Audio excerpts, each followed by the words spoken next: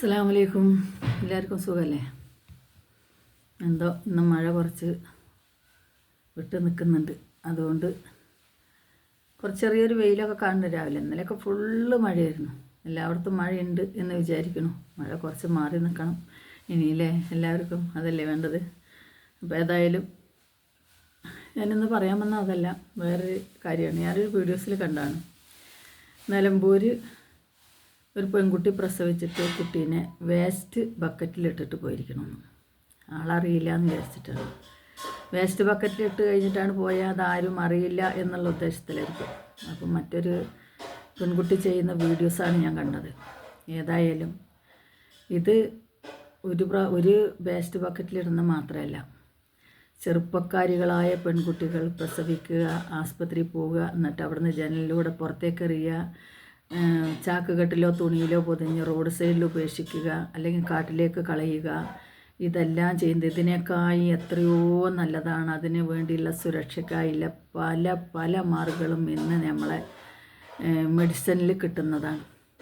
അപ്പോൾ നിങ്ങൾക്കത് വാങ്ങി ഉപയോഗിച്ചിട്ട് ഒരു ജീവനെ നിങ്ങൾ 9 മാസവും 9 ദിവസവും ചുമന്ന് നടന്ന് നൊന്തത് പ്രസവിച്ച് പിന്നെ അതിൻ്റെ ജീവൻ കളയാൻ വേണ്ടി നിങ്ങൾ കാത്തു നിൽക്കുന്നതിലേറെ എത്രയോ നല്ലതല്ലേ അങ്ങനെ ഒരു ജന്മം തന്നെ ഈ ദുനിയാവിലേക്ക് ഇല്ലാതെ ആക്കുന്നത്. അതിനുള്ള എത്രയോ മാർഗങ്ങൾ നിങ്ങൾ ഓരോ മെഡിക്കൽ ഷോപ്പിൽ ചെന്ന് കഴിഞ്ഞാൽ ഇന്ന് ആൺകുട്ടികൾക്കും പെൺകുട്ടികൾക്കും അത് കിട്ടുന്നുണ്ട്. കാരണം അതിനൊന്നും ഒരു ഡോക്ടറെ ഇത് വേണ്ടതല്ല. ഇപ്പോൾ ഈ വരുന്ന ആൺകുട്ടികളാണെങ്കിൽ തന്നെ നിങ്ങളുടെ അടുത്ത് വരുന്ന ഒരു ആൺകുട്ടി ആയിരിക്കുമല്ലോ വന്നിങ്ങനെ ആയിട്ടുണ്ടാകുക.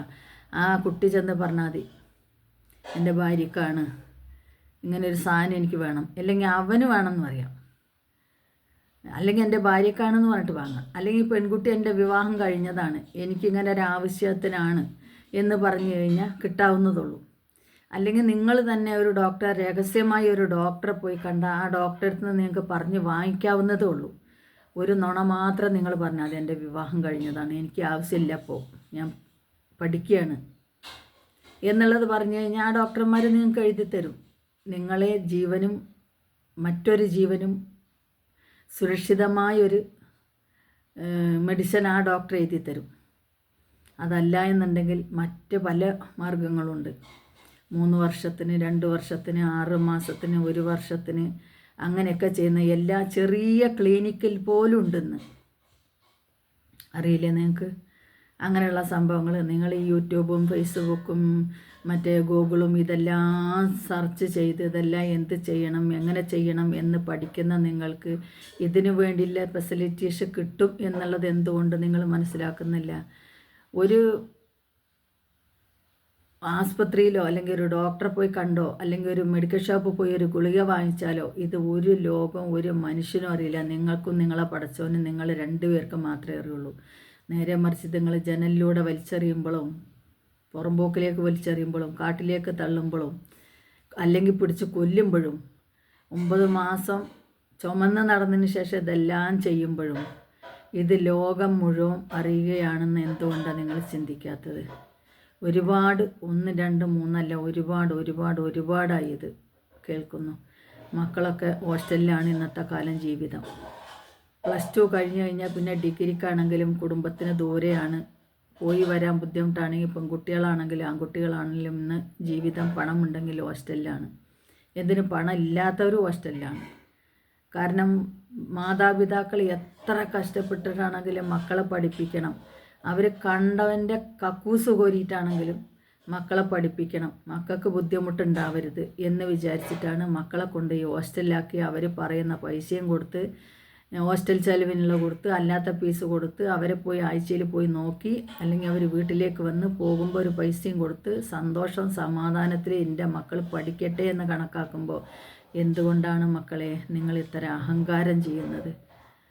അങ്ങനെ അഹങ്കാരം ചെയ്യാൻ പാടുണ്ടോ? നാളെ നിങ്ങൾക്കും മരിച്ചു പോവണ്ടേ? ഇത്രയും അവസ്ഥയിലേക്ക് നിങ്ങൾ എത്തിക്കാൻ പാടില്ല. മറ്റൊരു ജീവൻ എടുക്കാൻ നമുക്ക് ആരാണ് അധികാരം തന്നിട്ടുള്ളത്? എല്ലാ സൗകര്യങ്ങളൊന്നുണ്ട്, അള്ളാൻ്റെ ദുനിയാവിൽ ഇല്ലാത്ത സൗകര്യങ്ങളൊന്നുമില്ല. ഉമ്മാനെയും ബാപ്പാനെയും വാങ്ങിക്കാൻ കിട്ടില്ല എന്ന് ഇപ്പോൾ AI ആയിട്ട് അതും കിട്ടാൻ തുടങ്ങി. ഇനി എന്താണ് നിങ്ങൾക്ക് വേണ്ടത്? എല്ലാ സൗകര്യങ്ങളും ഇല്ലേ? എന്തിനാണ് ഒരു ജീവനെ ഇങ്ങനെ വേസ്റ്റ് ബക്കറ്റിലും ജനലിൽ കൂടെ പുറത്തിട്ടും അങ്ങനെയും ഇങ്ങനെയും ഒന്നും കുഴിച്ചു മൂടിയും എന്തിനാണ് നിങ്ങൾ ഇത്രത്തോളം മഹാകടുപ്പം ചെയ്യുന്നത്? ഓ വല്ലാത്ത മനുഷ്യൻ.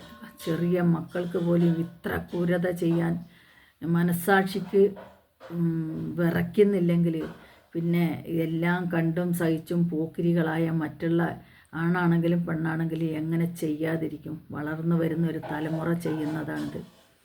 ഏതായാലും ഞാൻ നിർത്തണം. ഞാൻ പറഞ്ഞതിൽ എന്തെങ്കിലും തെറ്റുണ്ടെങ്കിൽ എന്നോട് ക്ഷമിക്കണം. എനിക്കത് കേട്ടപ്പോൾ വല്ലാത്തൊരു ആ പെൺകുട്ടികളോട് ഇത് മാത്രമല്ല പല വാർത്തകളെ നമ്മൾ കാണുന്നു. അതൊക്കെ അങ്ങനെ കാണുമ്പോൾ മനസ്സിലിങ്ങനെ വന്ന് കടന്നിരുന്ന സ്റ്റോക്കായ സാമാനൊന്ന് അങ്ങോട്ട് പുറത്ത് ചാടിയെന്നുള്ളൂ കേട്ടോ. ക്ഷമിക്കണം എന്തെങ്കിലും തെറ്റുണ്ടെങ്കിൽ. ആയിക്കോട്ടെ, അടുത്ത വീഡിയോസായിട്ട് കാണാം. അസ്സലാമു അലൈക്കും.